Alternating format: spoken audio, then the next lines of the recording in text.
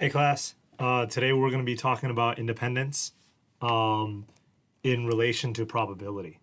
So um, we went through conditional probability yesterday. And so today we're going to talk about independence.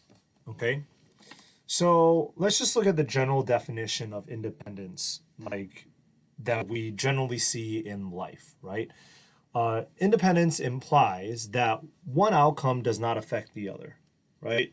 So, something that an example of this could be like when you make choices, you make them independently of your friends. That means their opinions don't affect yours, okay? Another example could be when the US became independent of England, the US no longer needed to be under English rule. Okay, so these are both things that um, are would be classified as independence in, the real world. Okay, now how does this apply to probability? Like that's the question. Well, in order to do that, in order to apply to a probability, I think the best way is to start by looking at dependent events. So the other day we looked at a event where I asked you if you were asked the probability of getting a heart, given that the card was red, then that probability would be 13 out of 26. And we know that because if all of these cards, if all of them, these are the only red cards, right? There are 26 total red cards. And 13 of them are red, so therefore 13 out of 26 gives you 1/2. Now, there's obviously a formula that we've talked about, but that's just logically. Like if you logically think about it, it makes sense, okay? However, if you looked at just the probability of selecting a heart, that's 13 out of what? 52 cards total. Which means the probability is 1/4, which is different than if you were to select a heart given that it's red. Therefore, the event of red and heart, these two events, like selecting a red card and selecting a heart, are dependent events. Because if you introduce the condition of the card being red, it changes the probability of getting a heart. Therefore, these events are dependent. Okay? All right. Well, what would be independent in this case? If we take a look at this, what's the probability of selecting a spade given that the card is greater than 9? Okay. We look at all the cards greater than 9. It's these 16 cards, right? 4 of them are spades. So the probability is 4 out of 16, which is 1/4.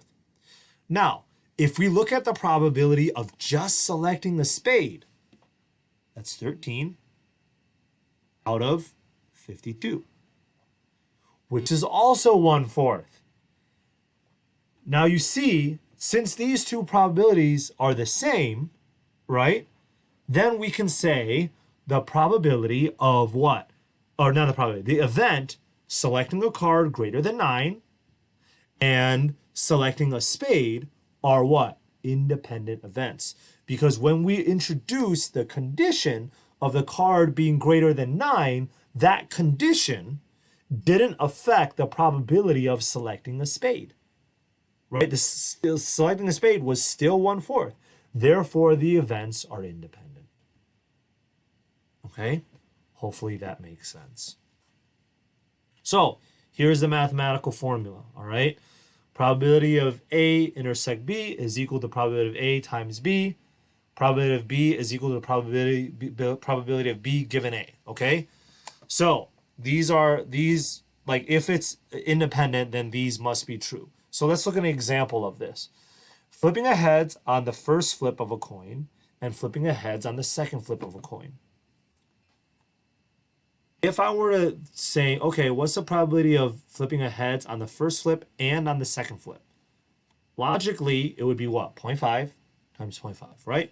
Because you have 50% chance of getting a heads on any flip. Therefore, this is how you would calculate if the events are independent, just probability of A times the probability of B, which is just 0.25. Now, the probability of B is equal to probability of B given A. What does this mean? The probability of flipping a heads on the second flip is 0.5. That's the probability of B, right? The probability of B given A is the probability of flipping a heads on the second flip, given that the first flip is a heads, is also 0.5. Why? Because if I flip a heads now, that doesn't change the probability of me flipping a heads 5 seconds from now, right? In the second event, it's still going to be 0.5. Okay, therefore, this is my general probability. My rule for independence is probability of B must equal the probability of B given A. This is your homework. If you have any questions, please email me. Miss you all.